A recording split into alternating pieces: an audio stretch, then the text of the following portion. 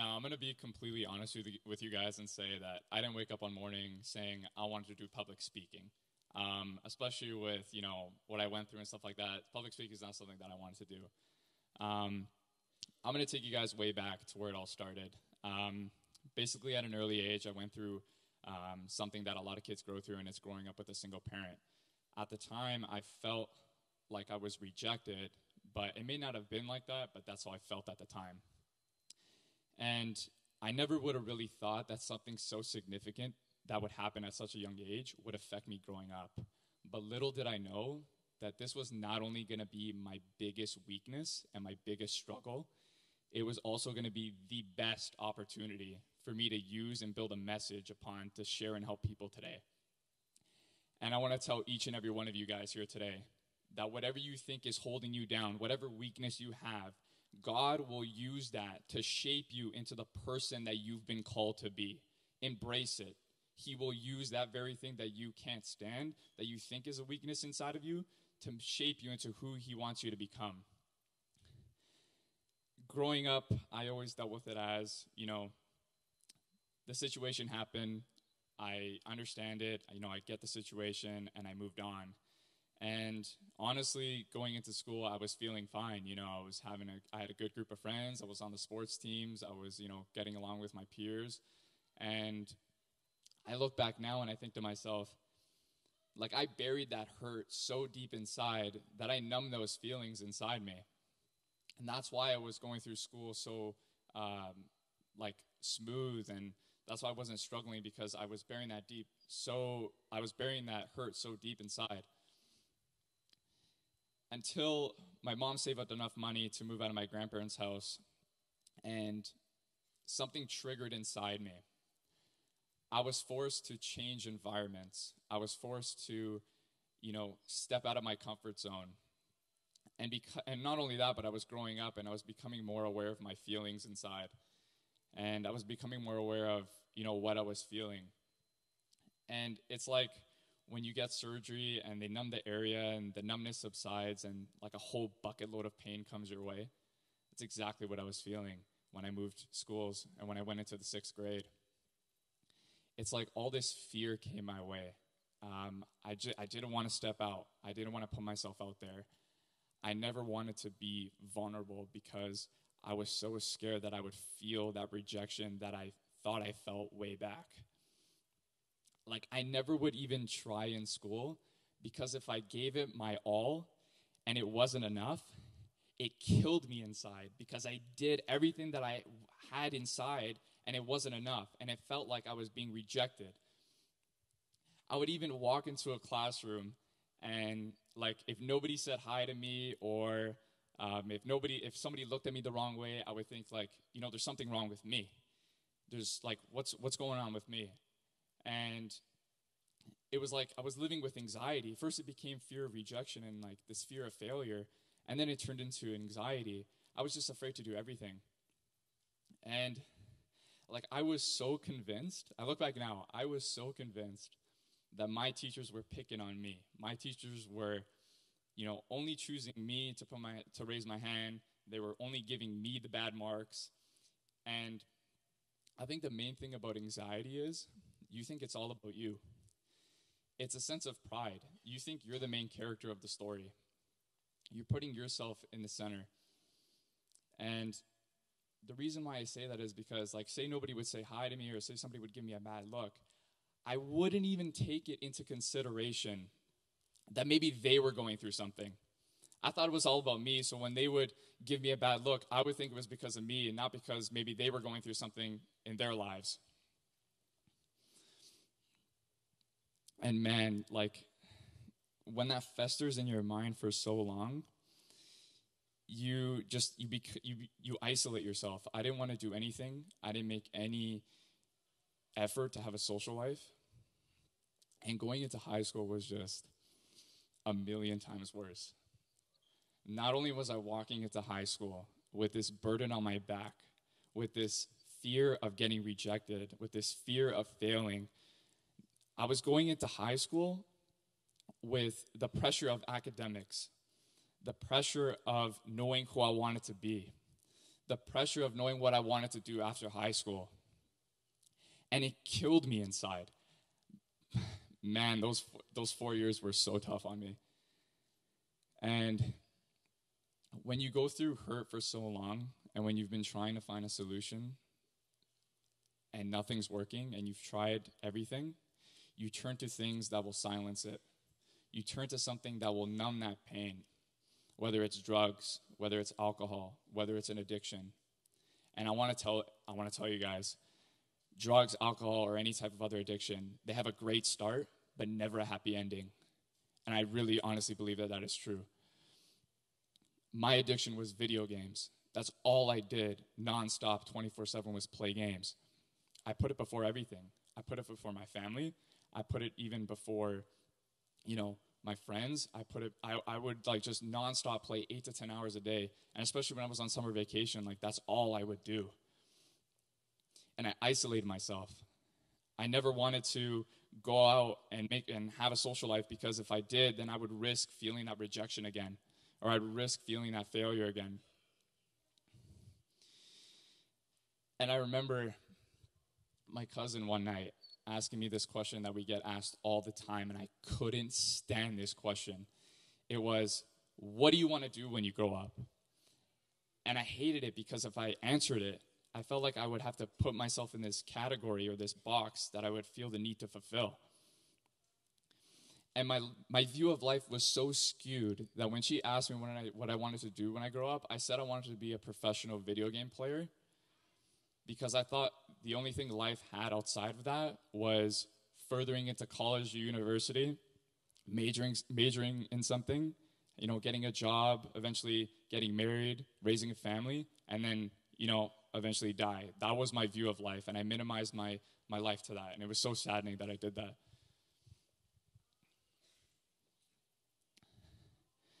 And I remember at the time, it was a few days before going into the 11th grade, and I came to terms with what I was doing. I came to terms that me pursuing this gaming thing was going nowhere. I was making no improvement.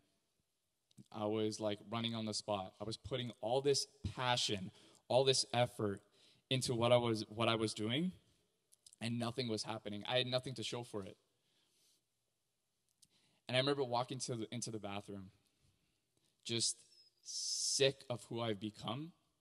I couldn't stand who I was. I hated myself more than anybody, more than anything. And I remember just sitting on the floor against the wall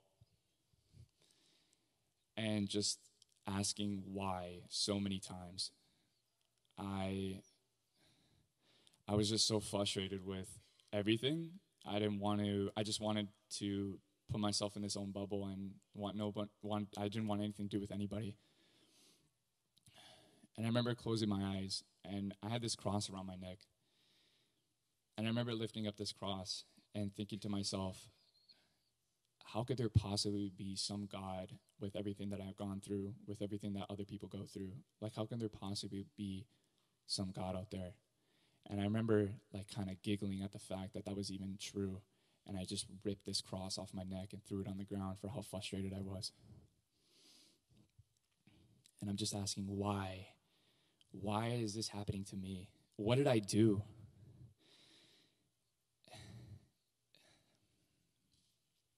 And I remember actively trying to call it quits on my life because I was just so done. I was so done with everything. I was so done with everybody. I felt like there was nothing else for me. I felt like I wouldn't have missed anything out there. I felt like nobody would even notice if I was gone. But then I remembered how hard my mom worked to give me the life that I have. How hard my mom worked to sustain our lives and sustain ourselves in a home together. And I knew she loved me. I knew my mom loved me, and it wasn't because I cared about myself. I cared more about her, and that's why I didn't do it. And around the same time, my mom was going through something similar. She was battling with my family saying, why did you divorce? Why are you raising your son like this? Not only that, but it was a single income, one income source. And, my mom's job was falling apart. She was falling apart herself. She was about to lose her job. And I wasn't going to tell her anything that I was going through. I didn't want to make her worse. Like, I was such a master at masking my own feelings. Nobody knew anything that I was going through. I would walk into high school acting like everything's okay. I would walk into my home acting like I was fine. But meanwhile, I wasn't. The worst part was I was trying to call it quits on my life and nobody knew about it. And I remember my mom all of a sudden just getting better, and I didn't understand why. And she told me that her friend invited her to this church called Verbo Church in Toronto. And she would invite me sometimes, and she was saying, like, you know what, you should come, like, I can take you. And just hearing the word God make me cringe, because I thought about religion. I thought about people forcing something on other people. I thought about people giving themselves titles and putting no action into it, because that was my view of God at the time. And she was getting better, and I was getting worse. And I was so confused as to why. Like, why was she growing and why was I declining?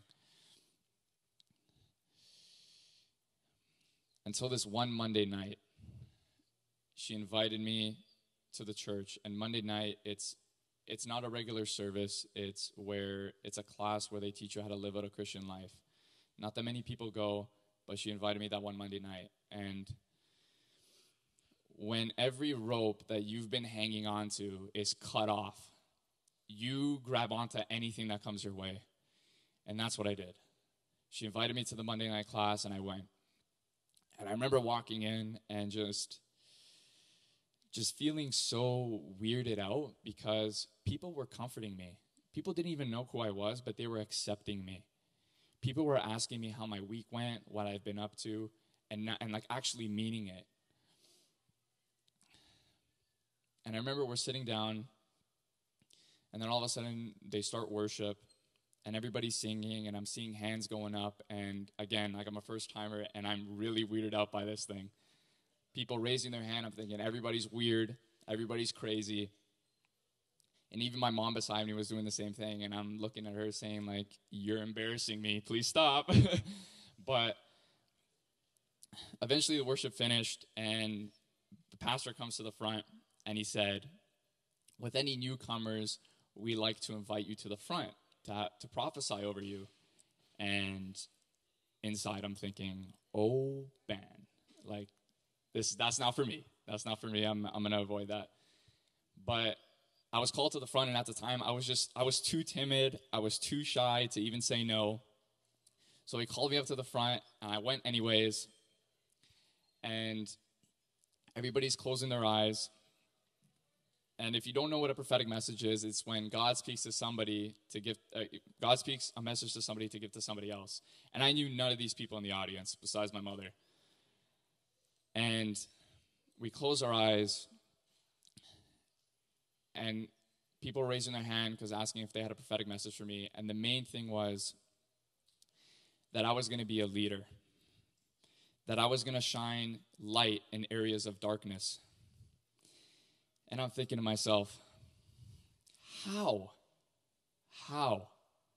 I just wanted to call it quits on my life a few days ago, and you want me to be a leader?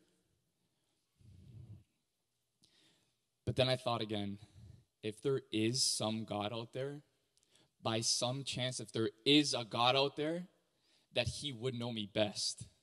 He would know me better than I knew myself. And that night I was asked to give my life to Jesus, and that's exactly what I did. And it was the absolute best decision I ever made.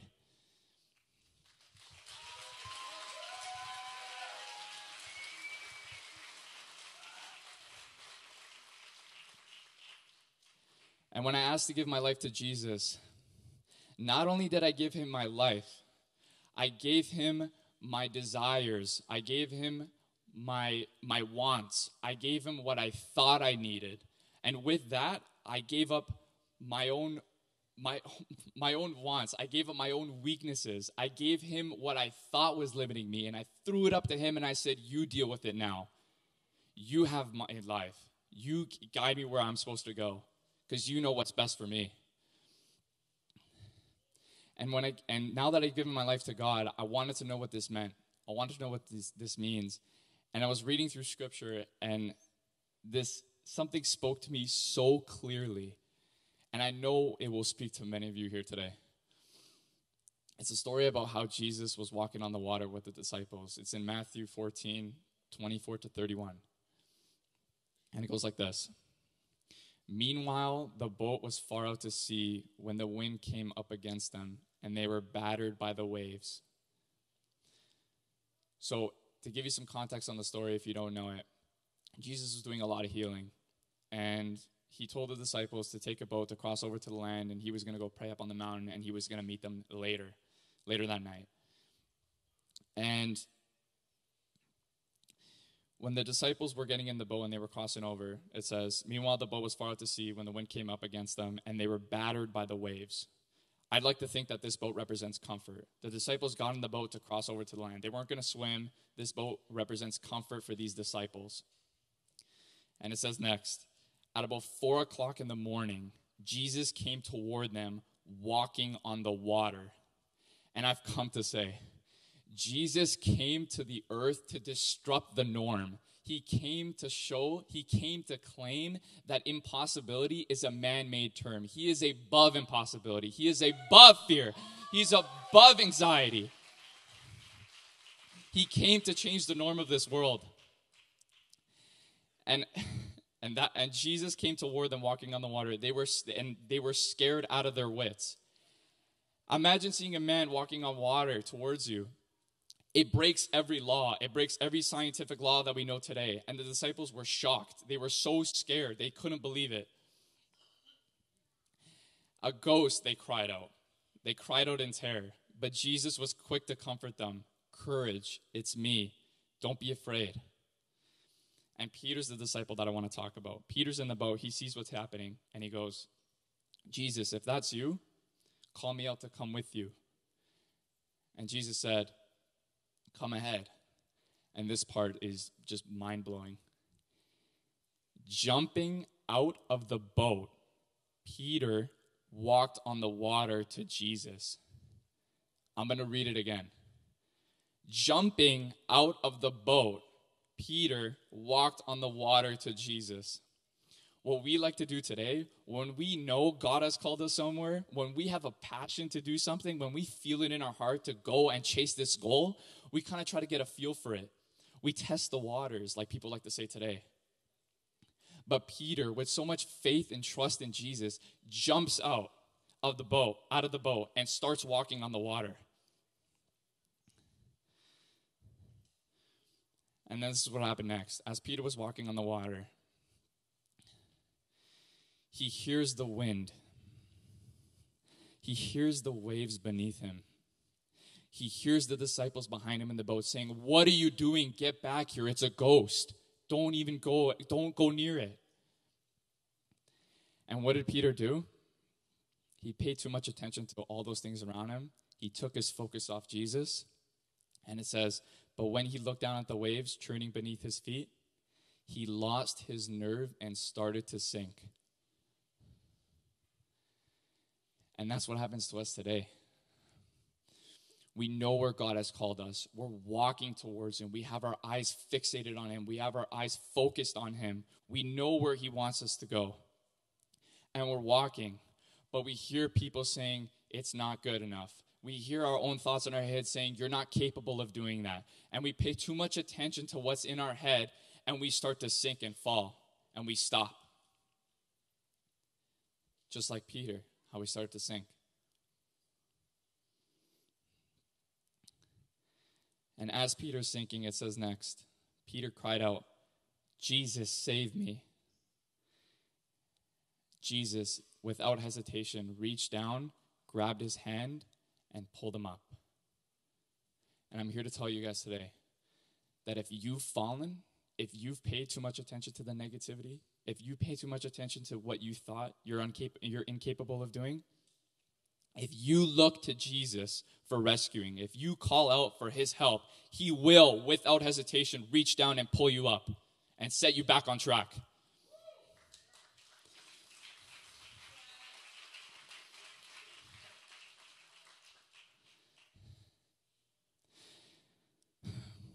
Jesus, God he knows you're in the water. He knows you're in there. And I want to ask you, how deep are you? How long have you been sinking? He's got his hand waiting for you to reach out and grab for his hand too so he can pull you up. And it says next, when Peter got rescued, when Jesus pulled him out, Jesus looked at Peter and said, "What's gotten into you? Like, you're better than this." He said it in a tone like that. And it hit me. In other words, he's saying, like, you had it from the very beginning. You had it when you were in the boat. You had the ability to walk on the water. I gave it to you when you were in the boat, before you even started. And I'm telling you right now, you have it in you. But if you've fallen down, he will reach down and pull you out without hesitation. Peter had it from the very beginning, from when he was in the boat. From the second he saw Jesus walking on the water, he jumped out and started to walk on the water. He had it in him from the very beginning. And I'm closing with this. Each and every one of you here today has been given a specific plan and purpose for your life. It's got your name, it's got your whole being, it's got your identity engraved in it, and it can't be duplicated. And I'm here to ask you, are you letting fear, are you letting worry, are you letting doubt stop you from living out something so special as that? Thank you.